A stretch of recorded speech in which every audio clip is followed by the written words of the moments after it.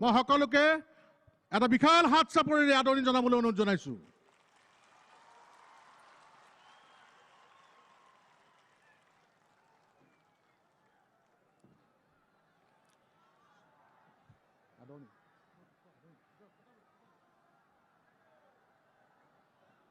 মই মাননীয় ভাৰতীয় জনতা পাৰ্টিৰ ৰাজ্যিক সভাপতি মাননীয় ৰঞ্জিত দাস ডাঙৰীয়া, অসম গণ পৰিষদৰ কেন্দ্ৰীয় সভাপতি তথা আমাৰ এই বিধানসভা সমষ্টিৰ প্ৰাৰ্থী অতুল বৰা ডাঙৰীয়াক, লগতে ডাঙৰীয়াক মাননীয় প্ৰধানমন্ত্ৰী শ্ৰদ্ধা নৰেন্দ্ৰ মোদী ডাঙৰীয়াক আদৰণি জনাবৰ কাৰণে, সম্ভাষণ জনাবৰ কাৰণে মই অনুৰোধ জনাইছোঁ।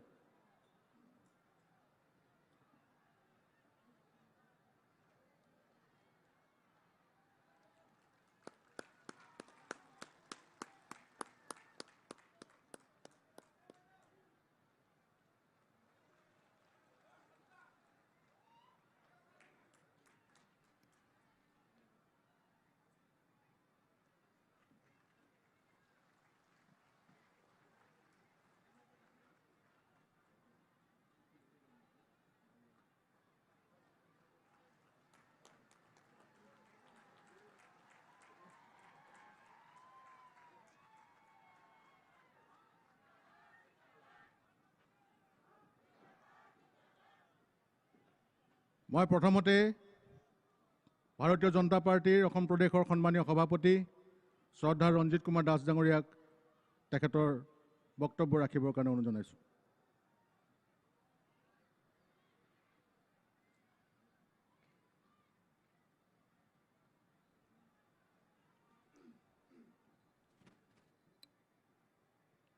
আজিৰ এই বিজয় সংকল্প সমাৱেশত উপস্থিত থকা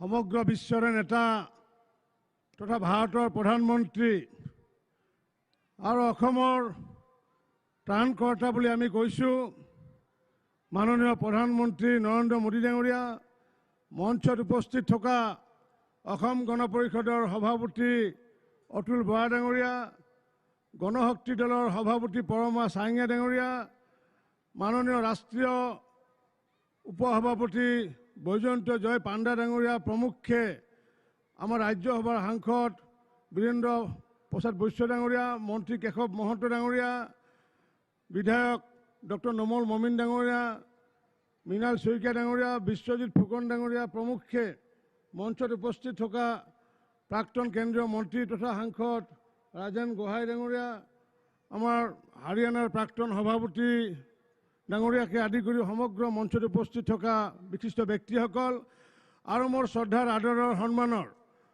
ভাৰতীয় জনতা পাৰ্টি, অসম গণ পৰিষদ আৰু গণশক্তিকে আদি কৰি এই অঞ্চলৰ বিভিন্ন ৰাইজসকল সকলোকে জনাইছোঁ আমাৰ শ্ৰদ্ধা জনাইছোঁ, সেৱা জনাইছোঁ।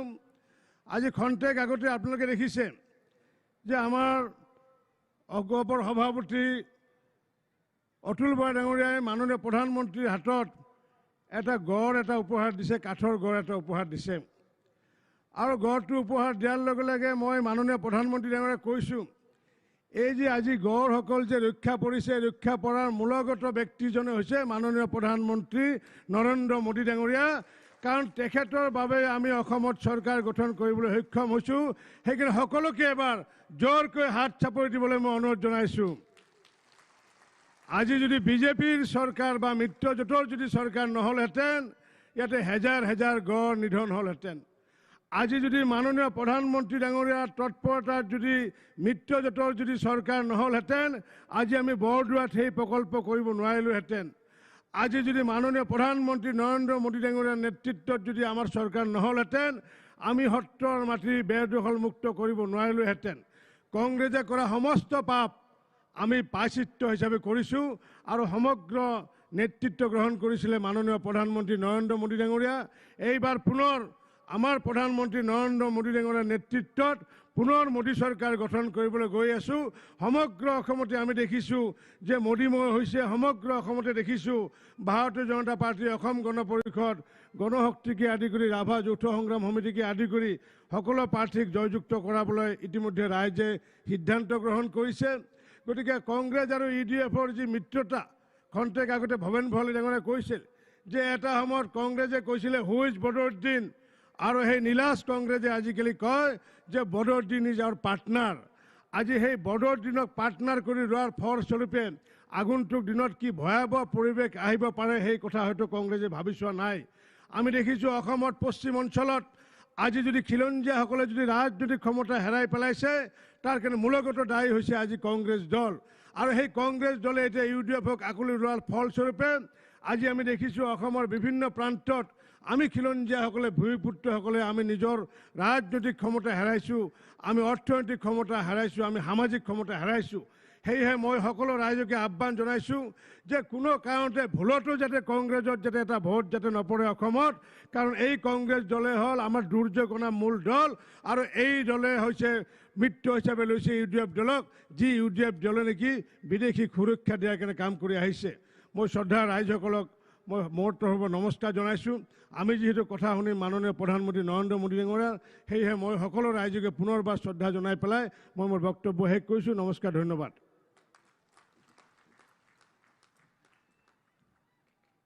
ধন্যবাদ মাননীয় ৰঞ্জিত কুমাৰ দাস ডাঙৰীয়া। আমি এতিয়া অসম গণ পৰিষদৰ কেন্দ্ৰীয় সভাপতি তথা আপোনালোকৰ মৰমৰ চেনেহৰ আপোনালোকৰ আদৰৰ অতুল বৰা ডাঙৰীয়াক ভাষণ ৰাখিবলৈ মই অনুৰোধ জনাইছোঁ।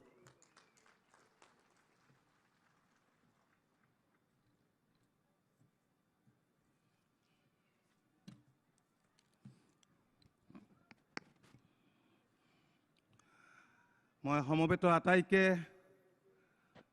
প্ৰণাম জনাইছোঁ। বিশ্বৰ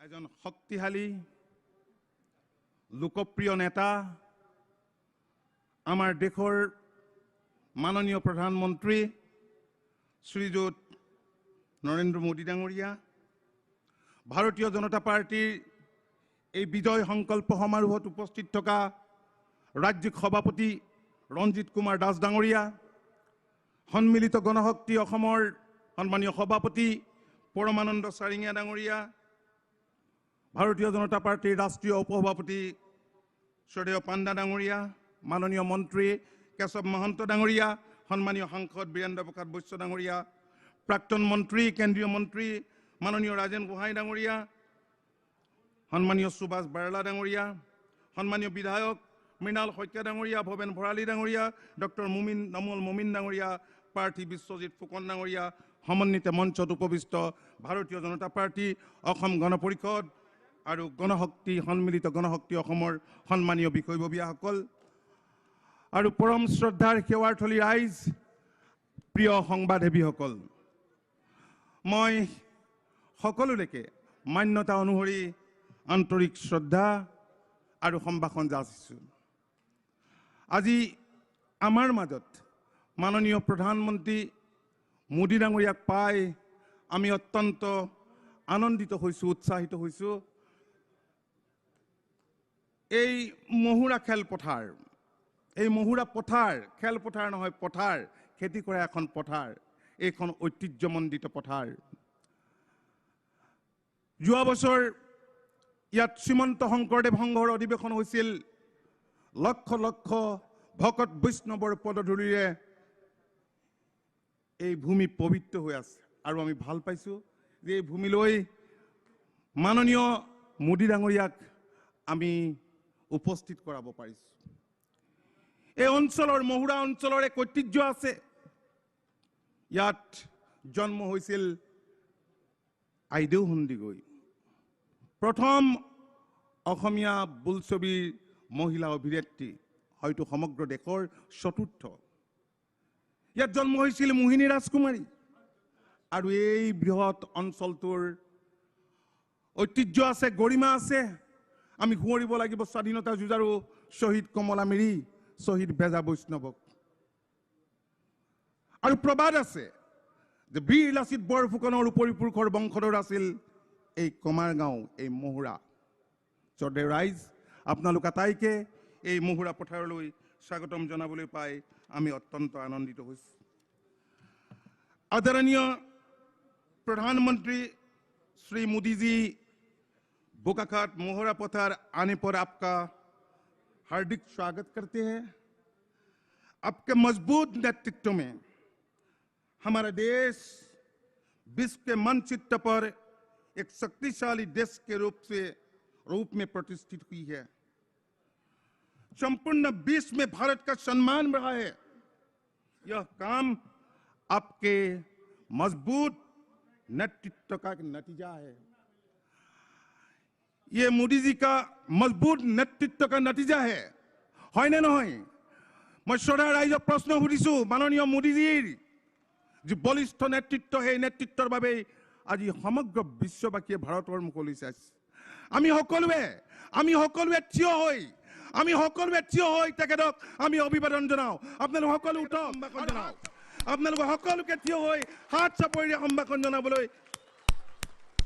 অভিবাদন জনাবলৈ মই অনুৰোধ জনাইছো। মোদীজি দীৰ্ঘায়ু হওক, সন্মানীয় মোদীজি দীৰ্ঘায়ু হওক।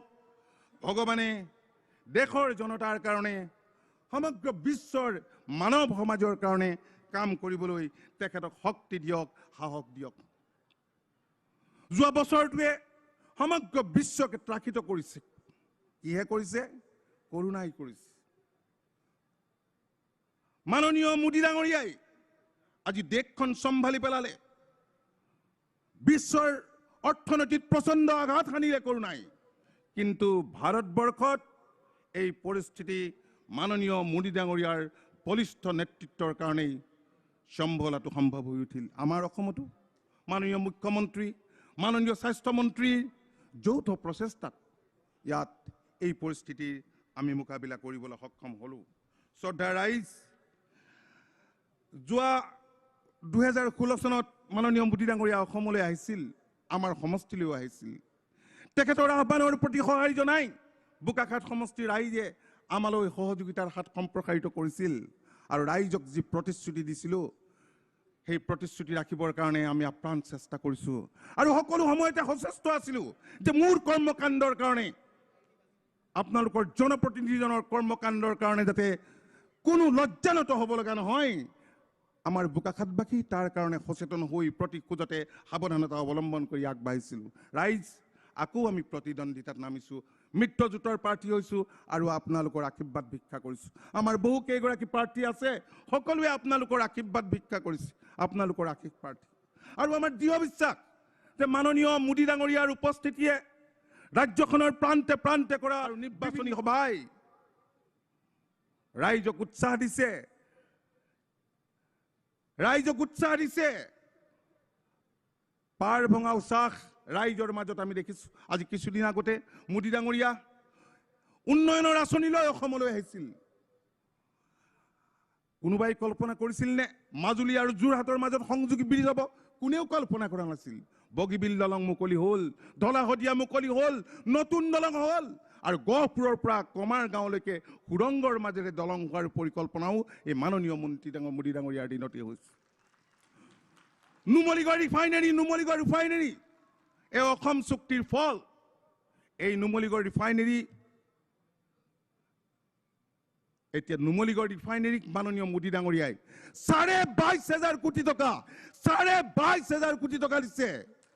এয়া কোনোবাই কল্পনা কৰিব পাৰিছিল নে? ইমান ডাঙৰ এটা ৰিফাইনেৰী আমাৰ বুকুৰ মাজত হ'ব। মাননীয় ৰঞ্জিত দাস ডাঙৰীয়াই কৈ গৈছে যে কাজিৰঙাৰ গড়কেইটাই এতিয়া মোদী ডাঙৰীয়াক বহুত বহুত ধন্যবাদ দিছেনে আমাৰ গড়কেইটাই দিছে। কংগ্ৰেছৰ শাসনকালত দৈনন্দিন এটাকৈ চোৰাং চিকাৰীৰ হাতত গড় নিধন হৈছিল। কিন্তু মাননীয় মোদী ডাঙৰীয়াৰ নেতৃত্বত অসমত আমাৰ বিজেপি নেতৃত্বাধীন মিত্ৰজোঁটৰ চৰকাৰ হোৱাৰ পিছত গড় হত্যা ৰোধ হৈছে আৰু বন্যপ্ৰাণীৰ সুৰক্ষাৰ কাৰণে কাজিৰঙাৰ বুকুত বহু উচ্চ লেণ্ড, হাইলেণ্ড নিৰ্মাণ কৰা হৈছে। প্ৰান্তে প্ৰান্তে ভগ্ন মথাউৰি নিৰ্মাণ কৰা হৈছে। ৰাজ্যখনত গড়কাপ্তানি লোক নিৰ্মাণ বিভাগৰ দ্বাৰা বহুত ৰাস্তা হৈছে, বহুত দলং হৈছে। মোৰ ভিতৰুৱা অঞ্চলত কিমান দলং আৰু কিমান ৰাস্তা হৈছে। এয়া কি উন্নয়ন নহয়? কংগ্ৰেছে এইবোৰ নেদেখে। স্বাধীনতাৰ পিছত কংগ্ৰেছ দল দীঘলীয়া সময়ৰ কাৰণে শাসনত আছিল। কি কৰিলে?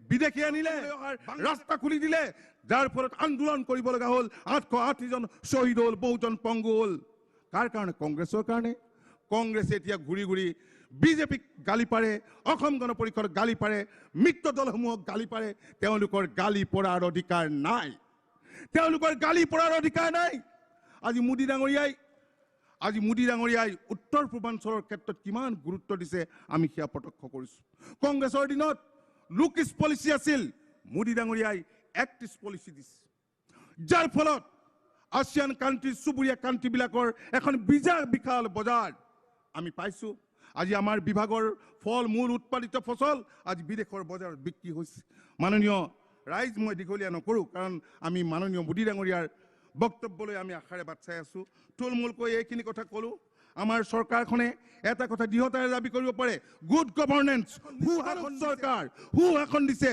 কংগ্ৰেছে প্ৰশাসন ধ্বংস কৰি দিছিল ব্যাপক দুৰ্নীতি ভ্ৰষ্টাচাৰ সংগঠিত কৰিছিল প্ৰান্তে প্ৰান্তে আজি আমাৰ বিজেপি নেতৃত্বত চৰকাৰখনে এয়া নিয়ন্ত্ৰণ কৰিবলৈ সক্ষম হৈছে শ্ৰদ্ধা ৰাইজ আপোনালোকে ভয় কৰিবলগীয়া নাই কোনোবাই কৈছে যে কংগ্ৰেছ AIDF লগ হৈ গ'ল এতিয়াতো NDAৰ দিগদাৰ হ'ব বিজেপি নেতৃত্বাধীন মিত্ৰ দলৰ দিগদাৰ নহয় ৰাইজ কংগ্ৰেছে AIDFৰ লগত আগৰে পৰাই বুজাবুজি কৰিছিল লোকসভাটো কৰিছিল গোপনে প্ৰেম কৰিছিল গোপন প্ৰেম আছিল এতিয়া মুকলি হৈ গ'ল এতিয়া বিয়া কৰালে কংগ্ৰেছে এতিয়া বিয়া কৰালে AIDFক আজমল সাহেবক বিয়া কৰালে কিন্তু ডাঙৰ কথা এই বিবাহক সমাজে একচেপ্ট কৰা নাই সমাজে গণ্য কৰা নাই কিছুমান বিবাহক সমাজে একচেপ্ট নকৰে গ্ৰহণ নকৰে আৰু সেই কাৰণেই এই ন কন্যাক বদৰুদ্দিন আজমলক উজনি অসমলৈ আনিব পৰা নাই মই প্ৰত্যাহ্বান জনাইছোঁ এখন মিটিঙত বদৰুদ্দিন আজমল সাহেবক কংগ্ৰেছে ইয়ালৈ আনক ৰাহুল গান্ধীয়ে ইয়ালৈ আনক প্ৰিয়ংকা গান্ধীয়ে ইয়ালৈ আনক দেশৰ স্বাধীনতা দলটো খতম হৈ গ'ল গতিকে এই প্ৰেম মানুহে একচেপ্ট কৰা নাই এই মিত্ৰতা একচেপ্ট কৰা নাই আৰু নকৰে পুনৰ বিজেপিৰ নেতৃত্বত অসমত মিত্ৰ দলৰ চৰকাৰ হ'ব য'ত অসম গণ পৰিষদ দল থাকিব UPPL গোট থাকিব ৰাভা ঐক্য মঞ্চ থাকিব গণশক্তি অসম থাকিব আৰু তাৰ কাৰণে মাত্ৰ কেইটামান দিন আপোনালোকে বাট চাব লাগে মই সমূহ ৰাইজক নিজে প্ৰতিদ্বন্দ্বিতা কৰিছোঁ বুলি অহা দিনকেইটাত যুদ্ধকালীন ক্ষিপ্ৰতাৰে কাম কৰিবলৈ বিনয়েৰে আহ্বান জনাইছোঁ মই পুনৰ মাননীয় মোদী ডাঙৰীয়াক বহুত আন্তৰিক ধন্যবাদ জনাইছোঁ মোদী ডাঙৰীয়াৰ কেতবোৰ বক্তব্যই আমাক বহুত উৎসাহিত কৰে তেখেতে সেকেণ্ডবাৰ জিকাৰ পিছত কৈছিল যে regional aspiration and national ambition will define India's development in the coming days it highly impress me আৰু এনেধৰণে আমি আগবাঢ়ি গৈ আছোঁ মাননীয় মোদী ডাঙৰীয়াৰ নেতৃত্বত অনাগত দিনত ব্ৰহ্মপুত্ৰৰ পানী যিদৰে বৈ গৈছে আমিও তেনেকৈ বৈ যাম আমি আগুৱাই যাম আমি জিকি যাম আমি হাঁহি যাম আমি জয় হ'ম ধন্যবাদ নমস্কাৰ জয় অসম জয় হিন্দ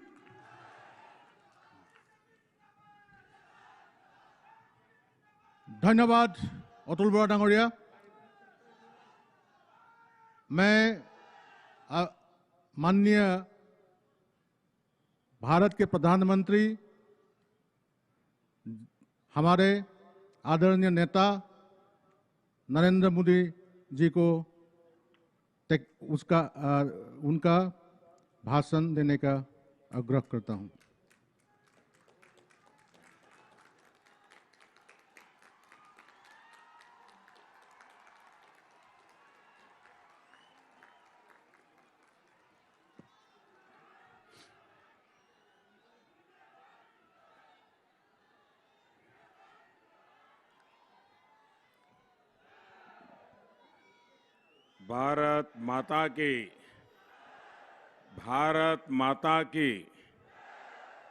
भारत माता की जो कुलो राइजोग मोर नमस्कार जनाइस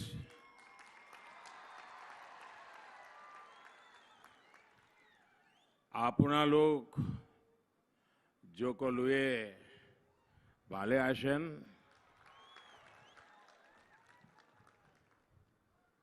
मैं कल दोपहर को ही असम आ गया था।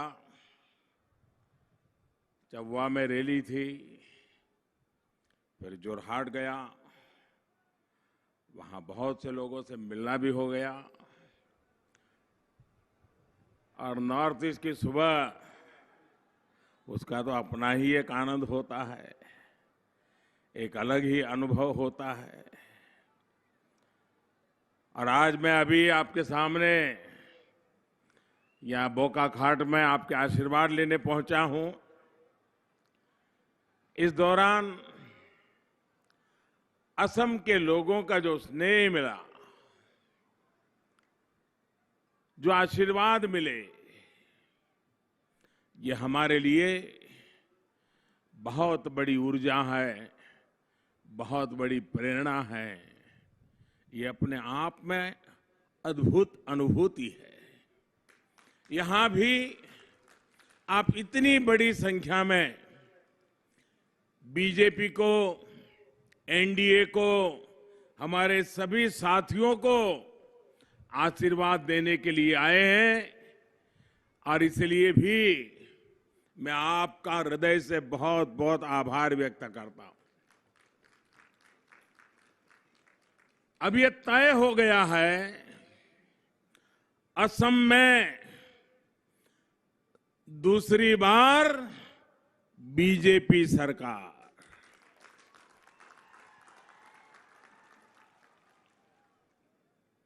असम में दूसरी बार एनडीए सरकार। असम में दूसरी बार डबल इंजन की सरकार। भाइयों और बहनों, बोकाखाट सहित ये पूरा क्षेत्र, ये अपने आप में शिव और शक्ति का केंद्र है। यहां माता अपने अलग अलग स्वरूप में वास करती है। काको गोसानी थान, बूढ़ी माई थान, बाबा थान, ऐसे पावन स्थलों का वंदन करते हुए मैंने यहां माताओं बहनों से परिवर्तन का आग्रह किया था। माताओं बहनों ने कोई कसर नहीं छोड़ी और भाजपा के नेतृत्व में असम में एनडीए की सरकार सुनिश्चित की। आज मैं यहां बैठी हमारी सभी माताओं को, बहनों को, बेटियों को आदरपूर्वक नमन के साथ कहना सकता हूं कि आपने जिन जिम्मेदारी के साथ, जिन उम्मीदों के साथ बीजेपी की सरकार चुनी थी, उसे पूरा करने के लिए हमने जी जान से मेहनत की है। एनडीए की डबल इंजन की सरकार ने टॉयलेट हो, एलपीजी गैस हो, बिजली हो, मुफ्त इलाज हो, ऐसी अनेक सुविधाएं आप तक पहुंचाई है। अब हर घर जल पहुंचाने के लिए हम पूरी ईमानदारी से, पूरी ताकत से जुटे हैं। कोरोना लॉकडाउन के दौरान भी सरकार ने बहनों के जनधन खाते में सैकड़ों करोड़ रुपए सीधे भेजे, गैस सिलेंडर मुफ्त दिए ताकि आपको घर चलाने में असुविधा कम से कम हो। साथियों, कांग्रेस राज में असम के सामने सवाल था कि असम को लूटने से कैसे बचाएं। ये सवाल था कि नहीं था? असम को लूटने से कैसे बचाएं, ये कांग्रेस के समय हर असमिया के मुंह से निकलता था। एनडीए के सेवा काल में आज असम पूरे सामर्थ्य के साथ नई बुलंदियां छूने के लिए आगे बढ़ रहा है। कांग्रेस राज में सवाल था कि ब्रह्मपुत्र के दोनों किनारों के बीच आपस में कनेक्टिविटी कैसे बढ़े। एनडीए के सेवा काल में ब्रह्मपुत्र पर आधुनिक पुल बन रहे हैं, पुराने अधूरे पुलों को पूरा किया जा रहा है। कांग्रेस के राज में सवाल था कि दशकों से अशांत चल रहे असम में कभी शांति आएगी क्या, आएगी या नहीं आएगी। एनडीए के सेवा काल में आज असम में शांति स्थापित हुई है और स्थिरता भी आई है। कांग्रेस के राज में एक और सवाल था कि असम और देश की शान, यहां राइनो को कांग्रेस द्वारा पाले पोसे शिकारी गिरोहों से कैसे बचाया जाएगा। मुझे बताइए, राइनो को बचाना ये सवाल था कि नहीं था? हम सबकी चिंता का विषय था कि नहीं था? मैं जब जब इस क्षेत्र में आया, इस विषय की चर्चा हुई कि नहीं हुई? यहां भाजपा के एनडीए की सरकार ने राइनो के दुश्मन शिकारियों को जेल के पीछे पहुंचाया है। कांग्रेस जिन अवैध कब्जाधारियों को प्रोत्साहन देती थी, उनसे भी काजीरंगा को मुक्त कर दिया है। साथियों, हमारी सरकार जानवरों की सुरक्षा और सामान्य मानवीय की सुविधा दोनों को प्राथमिकता देते हुए काम कर रही है। और इसलिए गोहपुर से नुमालीगढ़ के लिए ब्रह्मपुत्र के ऊपर ब्रिज और बाईपास बनाकर कनेक्टिविटी देने का प्रयास चल रहा है। इससे अपर आसाम की 4 लेन कनेक्टिविटी सुनिश्चित हो सकेगी। भाई और बहनों, काजीरंगा सहित हमारे तमाम अभयारण्य, हमारे वन क्षेत्र हमारी धरोहर भी है, पर्यावरण के प्रति हमारी जिम्मेदारी भी है और रोजी रोटी का साधन भी है। मुझे खुशी है कि बीते 5 साल में असम में वन क्षेत्र में वृद्धि हुई है। जब असम ज्यादा हरा भरा होता है तो यहां टूरिज्म के लिए, रोजगार के लिए संभावनाएं बढ़ जाती है। हमारी सरकार की कोशिश है कि भारत दुनिया में प्राकृतिक, आध्यात्मिक, सांस्कृतिक और धरोहरों से जुड़े टूरिज्म से अग्रणी देशों में शामिल हो जाए। असम के पास ये सब कुछ मौजूद है। असम की भाषा, बोली, संस्कृति, खान पान, वेशभूषा, असम के मेले, त्योहार, ये सब हर हिंदुस्तानी का गर्व है। हर हिंदुस्तानी को अभिमान करना चाहिए, ऐसी विरासत आपके पास है। ऐसे में असम दर्शन के तहत 9,000 से ज्यादा सत्रों, नामघरों और आस्था से जुड़े दूसरे स्थानों में इंफ्रास्ट्रक्चर को बेहतर करने का काम भी मैं हृदय से यहां के राज्य सरकार को बधाई देता हूं। भाजपा एनडीए सरकार को बधाई देता हूं कि इतना बड़ा निर्णय करके यहां की विरासत को उन्होंने शानदार, जानदार बनाने का प्रयास किया है। भाई और बहनों, ये गोलाघाट जिला, ये तो असमिया इतिहास और संस्कृति का एक स्वर्णिम पृष्ठ है। इस क्षेत्र ने स्वर्गदेव चावलुंग चुकामा और सतीश साधनी जैसे अनेक प्रेरक विभूतियां हमें दी है। इस मिट्टी ने आयदेव हेदिक और मोहिनी राजकुमारी जी के रूप में असमिया कला के साधक हमें दी है। इस धरती ने बेजा बौरी, कमला मिरी जैसे स्वतंत्र सेनानी देश को दिए हैं। इस धरा ने असम को, भारत को बाहरी आक्रांताओं से बचाने वाले देश की महान संतानों में से एक, अहम गौरव के प्रतीक लचित बोरफुकन की शौर्य परंपरा हमें दी है। भाई और बहनों, यह अटल जी की एनडीए सरकारी थी जब नेशनल डिफेंस एकेडमी में लचित बोरफुकन जी के नाम से गोल्ड मेडल देने का सिलसिला शुरू हुआ। असम की सरकार ने भी उनके जन्म दिवस को पूरे प्रदेश में धूमधाम से मनाने का फैसला किया है। साथियों, सिर्फ नाम को ही नहीं बल्कि हमारी सरकार अपने काम से भी लचित बोरफुकन जी के सपने को पूरा कर रही है। लचित बोरफुकन जी की मिलिट्री स्ट्रेटेजी स्वदेशी थी, आत्मनिर्भर थी। उन्होंने ब्रह्मपुत्र की जल शक्ति का अपनी सैन्य ताकत के रूप में उपयोग किया। आज भारत भी सैन्य साजो सामान के मामले में आत्मनिर्भर होने की राह पर चल रहा है। आज हम देश के नदी जलमार्गों को भी भारत के आर्थिक समृद्धि के कॉरिडोर्स के रूप में विकसित कर रहे हैं। इसमें से असम में भी बहुत बड़े नदी जलमार्गों पर काम चल रहा है। भाई और बहनों, असम की एक और बहुत बड़ी ताकत है पेट्रोलियम और इससे जुड़े उद्योग। लेकिन दशकों तक कांग्रेस असम के इस सामर्थ्य पर भी बैठी रही। बीते 6 साल में सिर्फ ऑयल एंड गैस के सेक्टर में ही असम में 40,000 करोड़ रुपए से अधिक का निवेश किया गया है। 40,000 करोड़ रुपए से अधिक। आज असम से होकर एक Guwahati Barauni natural gas pipeline जा रही है।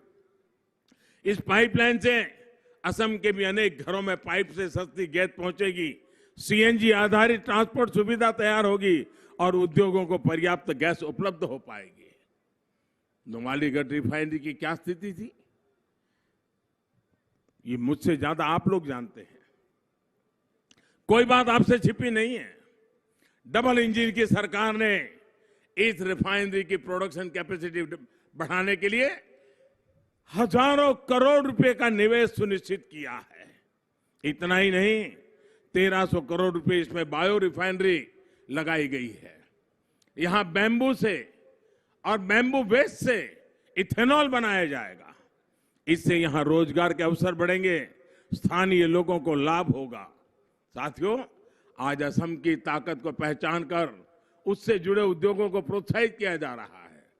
यहां के बैम्बू प्रोडक्ट्स देश ही नहीं, दुनिया में भी धूम मचा सकते हैं। इसके लिए सरकार आपकी छोटी छोटी दिक्कतों को ध्यान में रखते हुए काम कर रही है। साथियों, आज से 90 साल से भी अधिक समय पहले अंग्रेजों ने एक कानून बनाकर बैम्बू को वृक्ष की कैटेगरी में डाल दिया था, ट्री की कैटेगरी में डाल दिया था। ये कानून प्राइवेट जमीन पर उगाए गए बैम्बू को काटने, उनके ट्रांसपोर्टेशन पर रोक लगाता था। आजादी के बाद भी 70 साल तक ये कानून ऐसे ही चला। इस वजह से किसानों को, ट्रेडर्स को, बैम्बू इंडस्ट्रीज को अनेकों दिक्कतों का सामना करना पड़ता था। हमारी सरकार ने आपकी इन परेशानियों को समझा और ये कानून बदल दिया।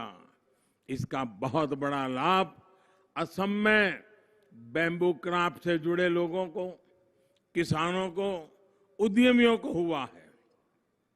अब बैम्बू का प्लांटेशन हो, वैल्यू चेन बनाना हो, बैम्बू बेस्ड प्रोडक्ट्स की मार्केटिंग हो, सरकार सभी में सहयोग कर रही है।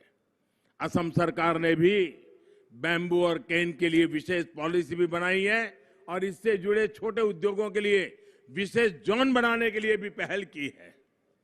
यही तो है डबल इंजन की सरकार की ताकत। साथियों, वो दिन कौन भूल सकता है जब कांग्रेस सेंटर में भी थी और असम में भी थी। तब नेगलेक्ट भी डबल था, क्योंकि असम के लोगों की ना राज्य में सुनवाई थी, ना केंद्र में सुनवाई थी। तब करप्शन भी डबल था, क्योंकि कांग्रेस के स्थानीय नेता को भी कट देना होता था और केंद्र के नेता को भी बंडल के बंडल पहुंचाने पड़ते थे। तब घुसपैठिए भी डबल थे, क्योंकि राज्य सरकार को भी वोट बैंक खड़ा करना था और केंद्र सरकार को भी वोट बैंक की पड़ी थी। अब जब केंद्र में एनडीए सरकार है और राज्य में भी एनडीए सरकार है, तो डबल इंजन की ताकत असम को तेजी से आगे बढ़ा रही है। अब और राज्य में भी एनडीए सरकार है, तो डबल इंजन की ताकत असम को तेजी से आगे बढ़ा रही है। अब हाईवे बनाने पर डबल ताकत से काम हो रहा है, क्योंकि राज्य सरकार भी असम को देश से जोड़ रही है और केंद्र सरकार भी इस काम में पूरी ताकत लगा रही है। अब इंफ्रास्ट्रक्चर की स्पीड भी डबल है, क्योंकि राज्य सरकार भी विकास में जुटी है और केंद्र सरकार भी मदद कर रही है। अब हर सिर को छत और हर घर को जल जैसे काम भी डबल फोर्स से हो रहे हैं।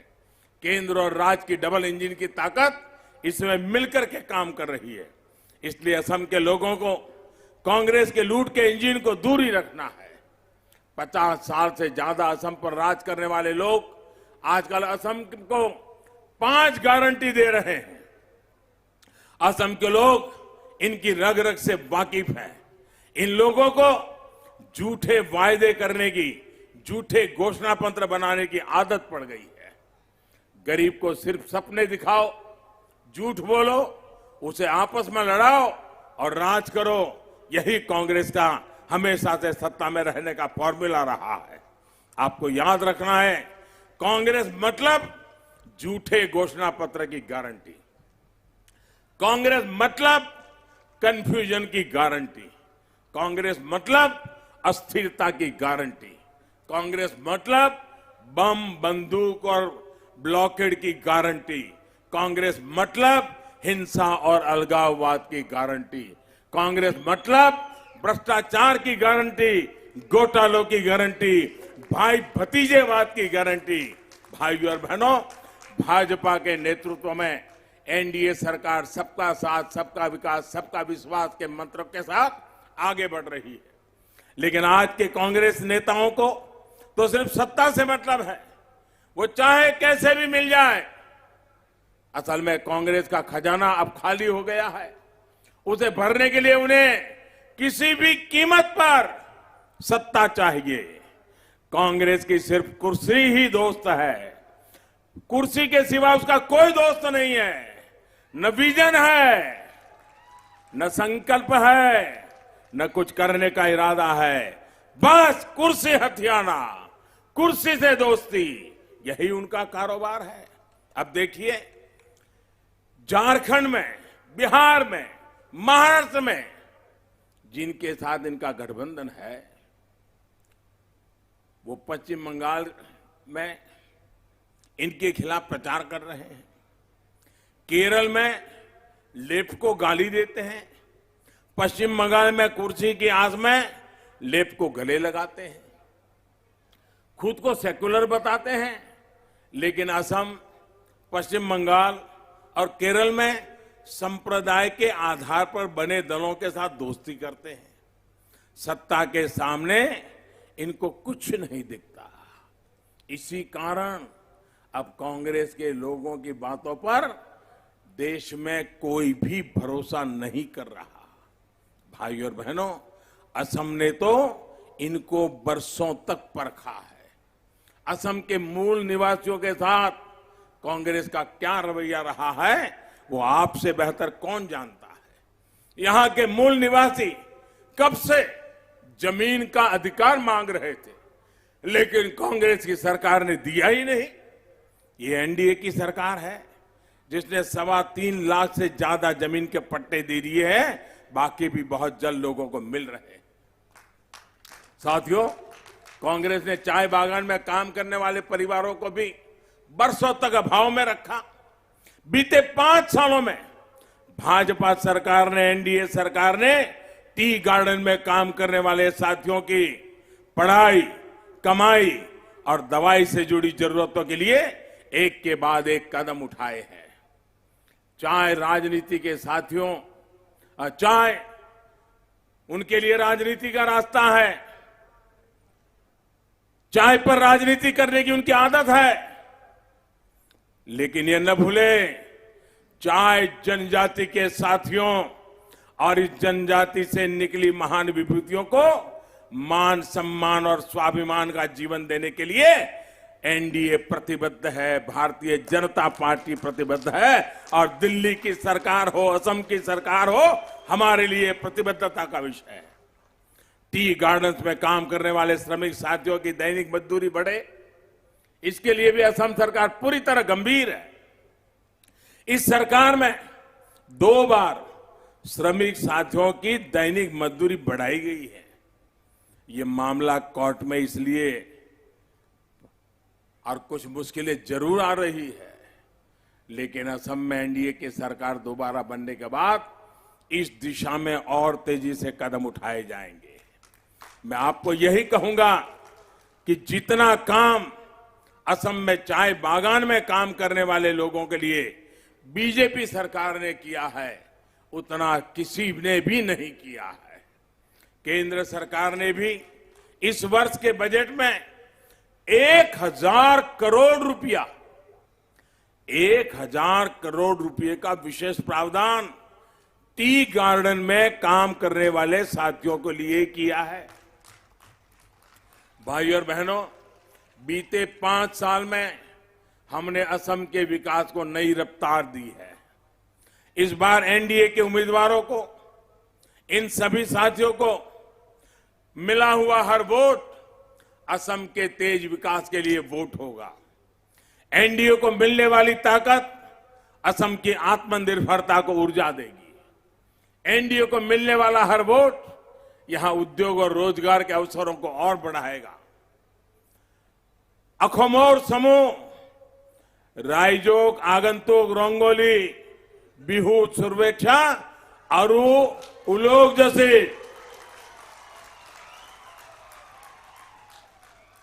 इतनी कड़ी धूप में इतनी बड़ी तादाद में आपका आना इस बात का संकेत है कि भारतीय जनता पार्टी एनडीए को आपकी सेवा करने का 5 साल का दोबारा मौका देना आपने तय कर लिया है।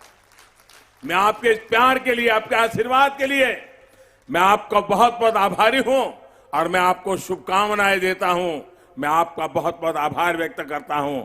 मेरे साथ पूरी ताकत से बोलिए, भारत माता की, भारत माता की, भारत माता की। बहुत बहुत धन्यवाद।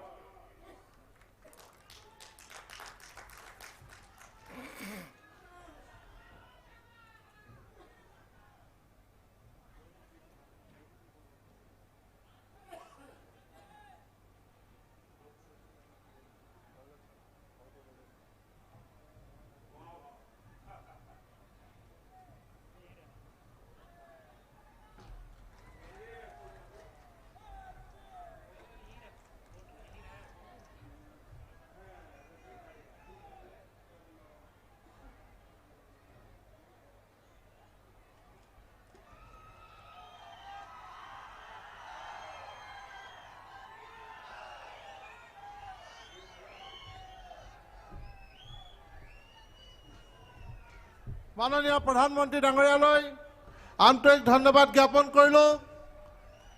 সভাত উপস্থিত থকা সকলোকে আন্তৰিক ধন্যবাদ।